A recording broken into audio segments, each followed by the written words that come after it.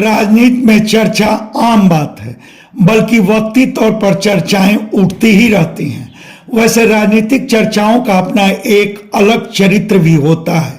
भले चर्चा के पीछे कोई दम ना हो, बावजूद चर्चा उठाने वाले उसमें माफिक तर्क घुसेड़ कर उसे दावे के साथ आगे बढ़ा देते हैं।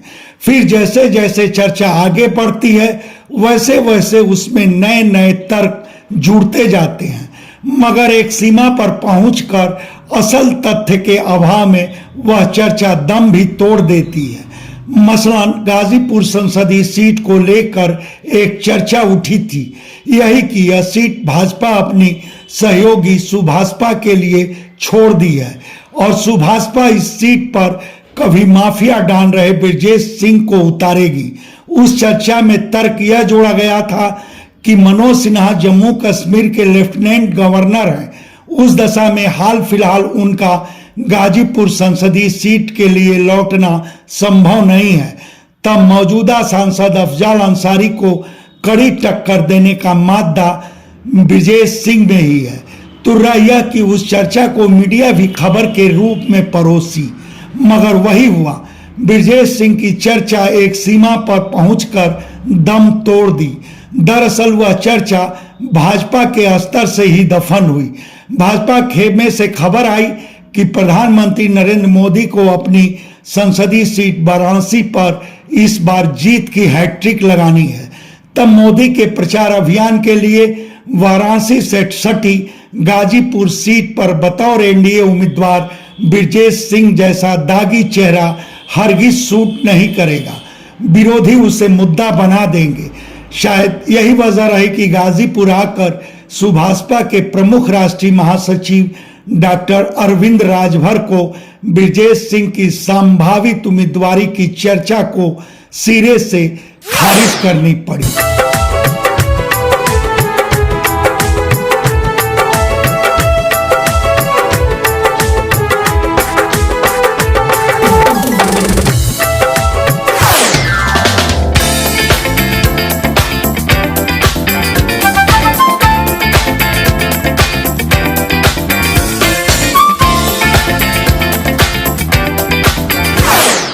बल्कि बिहार में मुख्यमंत्री नीतीश कुमार की एनडीए में दोबारा वापसी को भी कुछ लोग वाराणसी संसदीय सीट से ही जोड़ रहे हैं। उसको लेकर उनकी दलील भी काबिले गौर है, यही कि नीतीश कुमार की एनडीए में दोबारा वापसी से भाजपा को बिहार में चाहे जो भी लाभ मिले, मगर वाराणसी संसदीय सीट पर तो भाजपा को सीधा लाभ मिलेगा। इस बात को ऐसे समझें, वाराणसी संसदीय क्षेत्र के कुल 5 में सेवापुरी, रोहनिया और कैंट विधानसभा क्षेत्र कुर्मी बाहुल्य हैं और बिहार के मुख्यमंत्री नीतीश कुमार भी कुर्मी बिरादरी से ही आते हैं। तब वही वजह थी कि नीतीश कुमार जब भाजपा के विरोध में थे, तब भाजपा के विरुद्ध ईपी में अपने अभियान की शुरुआत वाराणसी से ही करने की वह योजना भी बनाए थे। यहाँ तक कि वाराणसी में उनकी रैली के लिए स्थल भी तय हो गया था, मगर बाद में उस स्थल के मालिकानों की ओर से नीतीश कुमार की रैली के लिए उस स्थल को उपलब्ध कराने से साफ मना कर दिया गया था और उसके बाद नीतीश कुमार की उस प्रस्तावित रैली की तैयारी जहां की तहां रुक गई थी। वैसे राजनीति में न चर्चाएं रुकती हैं न दावे ही ठहरते हैं। सो गाजीपुर संसदीय सीट को लेकर एक नई चर्चा सामने आई है, यही कि रामतेज पांडे भाजपा के उम्मीदवार हो सकते हैं। हालांकि इस चर्चा में कितना दम है यह तो नहीं मालूम, मगर भाजपा के लिए रामतेज पांडे के समर्पण निष्ठा पर कोई अंगुली नहीं उठा सकता। उनकी साफ सुथरी छवि है। भाजपा के लिए गाजीपुर के ब्राह्मणों में रामतेज पांडे एक बड़ा चेहरा है। फिर जिला से लगाए प्रदेश संगठन में वह अलग अलग दायित्वों का निर्वहन भी कर चुके हैं।